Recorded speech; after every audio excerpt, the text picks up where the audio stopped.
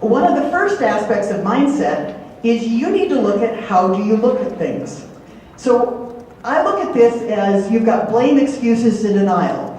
Well, it's somebody else's fault, right? That's the reason you didn't get it done. Or I didn't get it done because.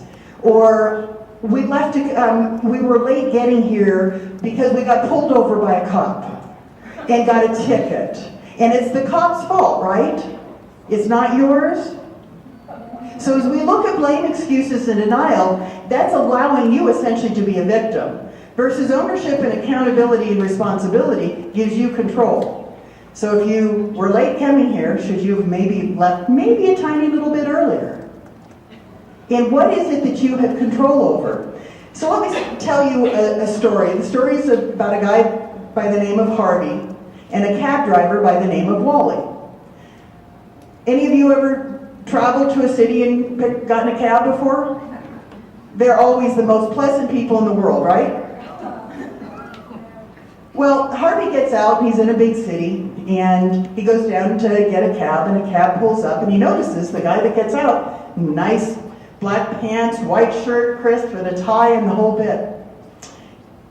Harvey goes to give him his luggage, and Wally goes and gives him a card, and the card says, "My mission statement is to deliver you to your destination as quickly and safely as I can."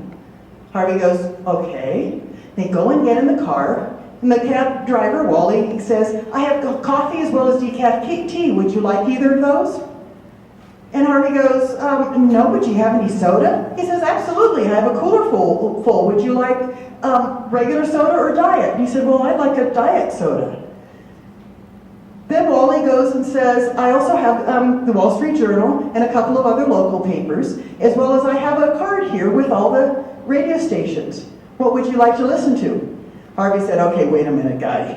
I've traveled the world and I've never had a cab driver ask me any of these things. Hey, do you do this all the time?" And he said, "Yeah, as a matter of fact, I do now, but I didn't always.